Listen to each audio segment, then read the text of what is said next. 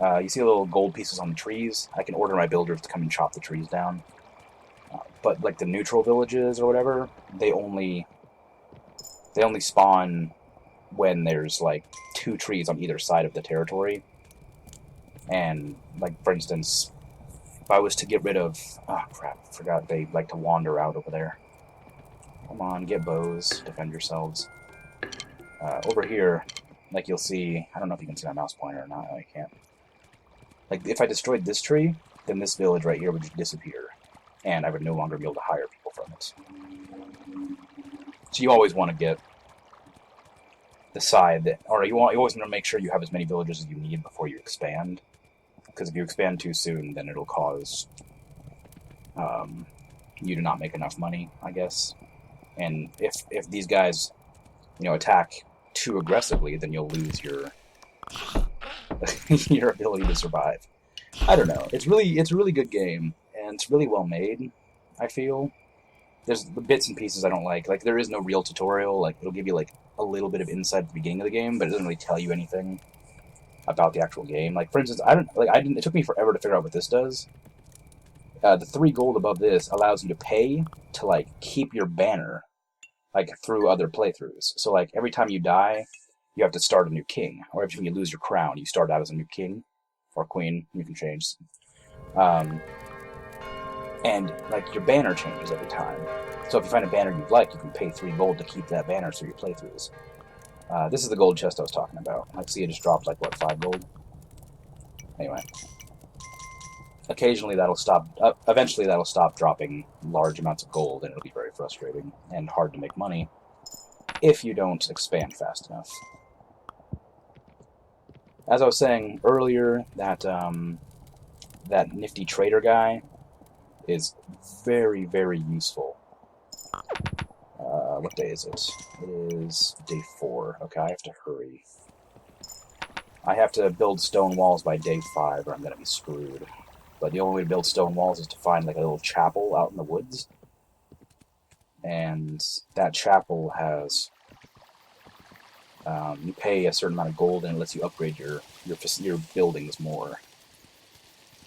For whatever reason, I mean, like that was another thing that wasn't explained in the game. You just had to like experiment. Yeah, my horse is out of stamina, almost. So yeah, so you just had to like experiment and find out what things did, but like it costs a lot of money to do that. And occasionally you'll find a chest in the wilderness, which is really nice. But like yeah, so you pay a ridiculous amount of money to like a chapel in the middle of the woods. You have no idea what it does, but like it must do something, right? I don't think it's on this side. Yeah, it's not on this side. I don't think. I'm gonna keep on running over here. Yeah, nope, not on this side. Yeah, so they don't tell you about that. You just have to risk a massive amount of your money early on in the game with no idea what it's going to do. I mean, now that I know what it does, it's useful. But like for instance, I just ran all the way to one side, now I have to run all the way back. So it's going to take me a while to get there. Um, Luckily, the chapel upgrades itself, and your builders don't have to like wander out to find it. If that's the case, you have to like make sure you know where it is, and then you have to build it in the morning. There's a lot about this game you have to learn, and I'm sure I haven't learned much. Like, there's an achievement for getting to day 100, I think. And like I said, I've never gotten past day 27 before I died. So I have no idea what ends up happening. I mean, surely the creatures get more plentiful and stronger. And those portals over there are where they spawn from every night. So they'll spawn from those portals as soon as the night starts, I believe, and they'll run all the way to your base. And at a certain time of the day, they'll, like, run away. So there is a way to like get rid of those portals. I can't do it yet, but there's a way to do it, which is cool. But like again, it's one of those things they don't really explain to you. I can't carry that much gold. I don't think. If you carry too much gold and that gold pouch fills up, it'll like the gold will pour off the top of it and just like drop into the water on the ground. It's it's terrible. But yeah, so if you later in the game, I'll probably show you. I'll get there. Oh crap, it's nighttime. Uh, I can just show what these things do to you. If they hit you, they'll just make you drop a gold or several, and they'll steal it and run away. So sometimes if you have lots of money and you don't want to deal with fighting people, you just drop some gold on the ground and they'll just grab it and run away. But most of the time, it's best just to like let your archers deal with them, because they're not that hard to kill. And like if you have enough archers, like archers are really inaccurate, but if you have enough of them, they'll fire a hailstorm of arrows and hit them eventually. The walls are embarrassingly weak, so on like stronger enemies that eventually start spawning, they barely hold up. And night 5 is a really bad night. I absolutely need to find that chapel in the woods as soon as possible. Otherwise, I am screwed. I mean, that's not true. There it is. See, it's like a little wooden chapel, and you walk up to it, and you're like, "Oh man!" I think it's the Freemason symbol on it. Oh, oops.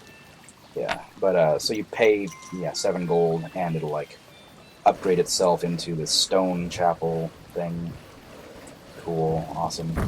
So you'll run back to your town, and magically you're able to upgrade all of your walls and buildings more than you were before. Oh my gosh, my computer is just having a ball right now. You can... Shh, be quiet, computer. You're making a lot of noise. I don't know if I can cut you out of the computer. Computer? Audio. Damn it, it's so loud. Anyway, yeah, so now that I've gotten that chapel, I can walk up to these walls and pay 6 gold and upgrade them to stone. Again, very useful on night 5, almost necessary. Because the monsters get more and more aggressive as they go, but every 5 nights, there's a Krimzonmoon. Haha, that's my screen name. But there's a red moon. Ah, builders. Damn it, I don't need builders. Whatever. I guess I can upgrade these archer towers now, since I have so many builders. And yeah, so every 5 nights there's a blood moon. The blood moon like has this like onslaught of enemies. And and when you get to this stage of your building or whatever, you can't upgrade any further until you get that chapel. So this lets you, I think this lets you build catapults. So the catapult builds here, and the right one can only move right, and the left one can only move left, which I didn't know. And since like everybody like gathers behind your furthest out wall, like all the archers will gather behind this wall. But like if you build this catapult before you have this wall here built, there's a little thing here. If you get that wall built, the catapult will like walk up to that wall. But if you build the catapult before you build that wall, it'll just stay here, completely exposed to all the people. And each catapult uses up 2 engineers. I don't know why I call them engineers. These guys, the workers, the hammer guys.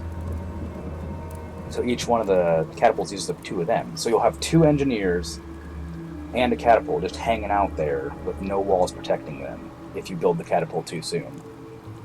But yeah, you're about to see what a blood moon looks like. It might be attacking. I don't know which direction they're attacking from, but I need that guy back inside the walls. I have too many people. There's the blood moon in the background.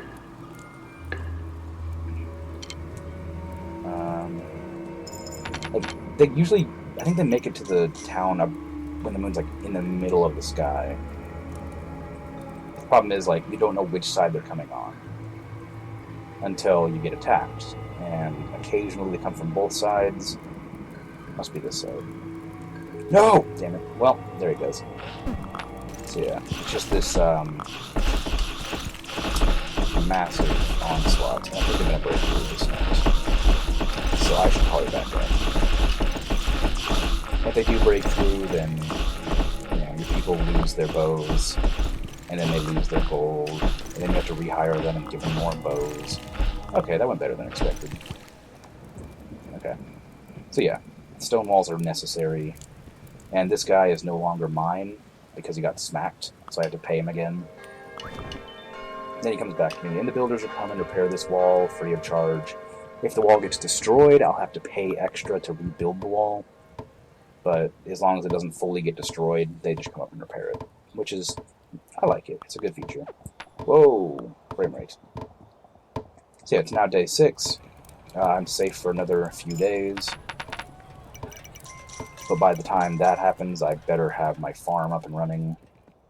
So I'll have to come over here and tell my builders to take out all these trees. And it'll clear out like the wildlife in the area and allow me to build on the ground.